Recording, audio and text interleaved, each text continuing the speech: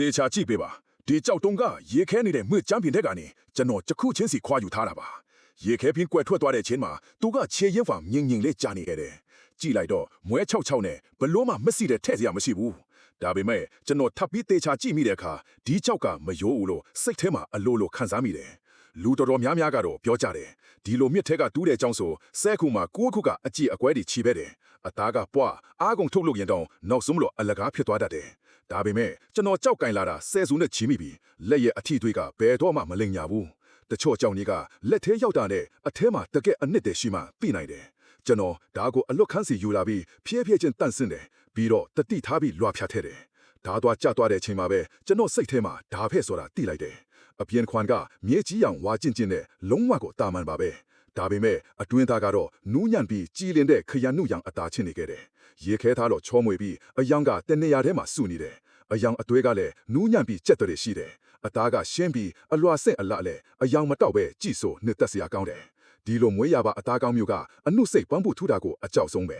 ပုံစံကိုတတ်နိုင်တဲ့လောက်ရိုးရှင်အောင်လုပ်ရတယ်ဒါမှတဘာဝအလှကိုပေါ်လွင်စေမှာနောက်တော့လူကြီးတယောက်ကျွန်တော်စီကိုရောက်လာတယ်သူ့စကားတွေကနှွေးထွေးပြီးဇနီးအပေါ်ထားတဲ့မေတ္တာတွေနဲ့ပြည့်နေတယ်သူကပြောတယ်သူ့ဇနီးကမကြခင်48နှစ်ပြည့်တော်မယ်တဲ့ပြီးတော့လာမယ့်လကသူ့ဇနီးရဲ့မွေးနေ့ချစ်နေတယ်ပို့ပြီးတိုက်ဆိုင်တာကအဲ့ဒီနေ့ကအမေများနေတယ်မဟုတ်ဘူးသူတို့နှစ်ယောက်အတူလက်တွဲခဲ့ကြတယ်နှစ်20ပြည့်မင်္ဂလာနှစ်ပတ်လည်နေ့လည်းဖြစ်နေတယ်မင်္ဂလာရှိတဲ့အခါကြီး3ခုကတရက်တည်းမှာစုသွားတာသူကဇနီးအထွတ်မင်္ဂလာအပေါင်းနဲ့ပြည့်စုံတယ်တမှုထူးခြားတဲ့လက်ကောက်နဲ့ဆွဲကျူးတဆွန်ကိုမှာကျင်တယ်သူပြောတာကဒီအနှစ်20လုံးမှာသူ့ဇနီးကမိသားစုအတွက်တဘဝလုံးပင်ပန်းခဲ့တယ်အတန်တိတ်ဖေးဆက်ပြီးချိုးချန်ချွေတာခဲ့တယ်ကို့အတွက်ဆိုပြီးလက်ဝဲယတနာကောင်းကောင်းတစ်ခုတောင်တေချာမရွေးခဲ့ဘူးဒီတခါတော့သူ့အတွက်တကယ်တန်းဖို့ရှိတဲ့လက်ဆောင်တစ်ခုကိုစေရနာအပြည့်နဲ့ပေးချင်တယ်သူ့ဇနီးကဇီးပန်းလေးတွေကိုအယမ်းနစ်သက်တယ်ပြီးတော့ခရမ်းနုရောင်ရဲ့နူးညံ့ငင်းသက်တဲ့အလှကိုလည်းတီးတန့်ကြိုက်နစ်သက်တယ်မတောက်ပြောင်ဘူးမထီးဘူးဒါပေမဲ့ကိုပိုင်ဟန်နဲ့နူးညံ့မှုရှိတယ်ဒီစကားတွေကြားပြီးတဲ့နောက်မှာကျွန်တော်စိတ်ထဲမှာရှင်းလင်းတဲ့ဒီဇိုင်းပုံစံတစ်ခုချက်ချင်းပေါ်လာခဲ့တယ်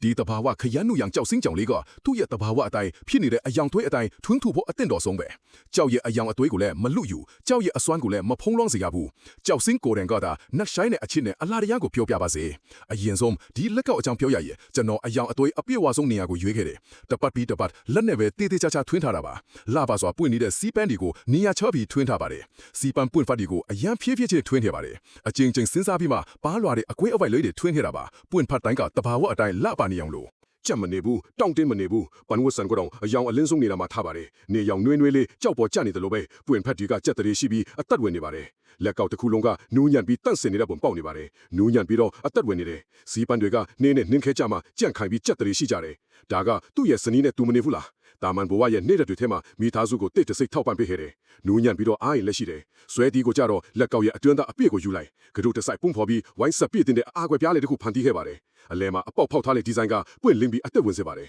ဒီလက်ရာတစ်ခုလုံးကိုအသက်ရှူနိုင်တဲ့ခန်းစားမှုမျိုးပေးစွမ်းပါတယ်အရှိဘက်မှာတော့တဘာဝအယောင်ကွက်လေးတွေနဲ့ပါပွင့်နေတဲ့စီပန်းပွင့်လေးတွေကိုထွန်းထူးထားပါတယ်ပန်းခတ်တွေကဖလတ်ထွက်နေပြီးပွင့်ဖတ်လေးတွေကနင်းနဲ့ကိုနေပါတယ်နေရကျဲတာစိတ်တာညီမျှပြီးခန်းစားမှုအပြည့်ပေးပါတယ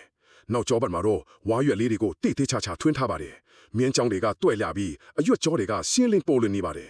်အလင်းအမောင်းပေါ်မူတီးပြီးပေါ်လိုက်ပြောက်လိုက်ဖြစ်နေပါတယ်မယိမ့်မယိုင်ခိုင်မာပြီးရာတီကိုင်းစိမ့်လန်းနေတယ်လို့ပါတယ်စီပန်းကနင်းကြားကကျုဆိုတဲ့ຫນွေဦးရဲ့ကြက်တရေနဲ့မြင့်မြတ်မှုပါစီပန်းနဲ့ဝါတစ်ခုကနူးညံ့တစ်ခုကကြန့်ခိုင်တစ်ခုကအပွင့်တစ်ခုကအနှစ်သာရပေါ့ဇနီးတီရဲ့မွေးနေ့ကြရောက်ချိန်မှာဘေကင်ချောမွေဖို့ဆူတောင်းပေးခြင်းဖြစ်တယ်လို့ခင်ပွန်းဖီသူရဲ့နှစ်20လုံးဖွင့်မပြောဖြစ်ခဲ့တဲ့ရင်ထဲကတန့်ရောစင်လည်းဖြစ်ပါတယ်နားလည်မှုနဲ့နှက်ဆိုင်တဲ့အချစ်တွေကတကယ်တော့လက်မှုပညာကိုအလွန်စမ်းသပ်ပါတယ်တကယ်တော့ဒါကလက်မှုပညာနဲ့စိတ်ရှိမှုကိုစမ်းသပ်တာပါခရမ်းနုရောင်ကြောက်စိန်သားကနူးညံ့ပြီးအယောင်တွေကစုနေပါတယ်ဓာချက်တိုင်းကတိငင်တိကျပြီးပေါ့ဖားရမယ်နင်းနယ်လေးပို့တိုင်မြရင်ပန်းပုံစံကပြတ်ထွားနိုင်တယ်လို့နင်းနယ်လေးရော့တိုင်မြရင်လဲအယောင်ထွက်လာမှာမဟုတ်ဘူးဖြတ်တာတိုက်တာအယောင်တင်တာအဆင့်တိုင်းမှာစိတ်ကိုနှစ်ပြီးဖြည်းဖြည်းချင်းလုပ်ရပါမယ်နည်းနည်းလေးတောင်လောလို့မရပါဘူးလက်ရာလေးပြီးသွားတဲ့အခါမှာတော့ကိုယ်တိုင်တောင်းမှမယ်အထက်ထက်အခါခါပြန်ငန်းကြည့်နေမိပါတယ်ဒါကထဲဝါဒမျိုးမဟုတ်ပဲမျက်စီအေးစေတယ်ဒါပေမဲ့နူးညံ့ပြီးကြည့်လို့မရောဘူးသူ့အလိုလိုကန်ကောင်းချင်းဒီပါလာသလိုပါတယ်ကိုပေါ်မှာဝစ်စင်ထားတဲ့အခါအလင်းအမောင်တိုင်းကနူးညံ့လက်ပါနေတယ်အကိုကြီးကဖြက်စီးအချိုးပုံကိုတွေ့တဲ့အခါမှာတိုးတော့ကြာတိုက်စိတ်တော်ဒီမှာဖြည်းဖြည်းလေးတဲ့စကားတစ်ခွန်းဆိုလာတယ်ဒါကသူကြိုက်မဲ့ပုံစံမျိုးပဲတဲ့နောက်တော့လက်ခတ်အကြောင်းပြောကြတော့အကိုကြီးကပြုံးပြီးပြောတယ်မင်းရဲ့ဗီဒီယိုတွေအများကြီးငါကြည့်ဖူးတယ်မင်းကလက်မှုပညာနဲ့တက်တက်ပြတာကိုသိတယ် ဟောရန်ကြော်ညာတာမျိုးမဟုတ်ဘူးဒီလိုလုပ်လေဒီပစ္စည်းလုပ်တဲ့ဗီဒီယိုကိုမင်းတင်လိုက်အသေးပုံ3000ကျော်သွားရင်ငါမင်းကိုလက်ခနှက်စပေးမယ်အဲ့ဒီအချိန်မှာကျွန်ုပ်ကိုလှုပ်ရှားစေခဲ့တာကငွေမဟုတ်ပါဘူးဒီလိုလင်းနေတဲ့ယုံကြည်မှုနဲ့အတိအမှပြုမှုပါလက်မှုပညာရှင်ကိုနားလည်ပေးခြင်းပါစေတနာကိုတန်ဖိုးထားတဲ့နှွေးထွေးမှုမျိုးပါကျွန်တော်ဒီဗီဒီယိုတွေကိုအမြဲတစိုက်မှတ်ရိုက်ကူးနေတာကတညတည်းနဲ့နာမည်ကြီးသောဟုမျိုးလင့်တာမဟုတ်ပါဘူးလူအများစုကိုနားလည်စေခြင်းလို့ပါတကယ်တန်ဖိုးရှိတဲ့အရာတွေဆိုတာဟေးဟန်ဒီပြင်ဆင်ထုတ်ပေါ်မှုတွေကြောင့်မဟုတ်ပဲသူ့ရဲ့မွေးရပါအကြီးအသွေးကြောင့်ဖြစ်တယ်လက်မှုပညာရှင်ရဲ့စေတနာနဲ့ရိုးသားမှုလိုကြောင့်ဖြစ်တယ်တချို့ကမြင်မဲ့အမြန်ကြော်သွားကြတယ်ကျွန်တော်လုံးဝနားလည်ပါတယ်တချို့ကတော့ရပ်ပြီးကြည့်ပေးကြတယ်အသေးပုံလေးပေးသွားတယ်လှလိုက်တာလုံးမှတ်ချက်ပေးသွားတယ်အားလုံးအတွက်ကျွန်တော်ကျေးဇူးတင်မိပါတယ်ဒီနေရာအထိတင်ကြည့်နေတဲ့ဆိုရင်တင်လဲအရှင်ရှော့ပြီးကြည့်ချင်တယ်လို့ဆိုလိုတာပါတာမန်ကြောက်တုံးကနေရေခဲဖုံးနဲ့မြစ်ကျန်းပြင်ကနေပြီးတော့ချစ်သူအတွက်တတာအဖော်မွန်ဖြစ်မဲ့အမတ်တရပစ္စည်းလေးအဖြစ်ဘလို့ဖြောင်းလဲသွားတယ်လဲဆိုတာကိုပေါ့ဟုတ်တယ်မလားဒီခရမ်းနုရောင်ဇလက်ပန်းလက်ကောက်လေးနဲ့ဇလက်ပန်းနဲ့ဝါရွက်ဒီဇိုင်းပင်အချိတ်လေးတစ်စုံကဘယ်လိုလဲ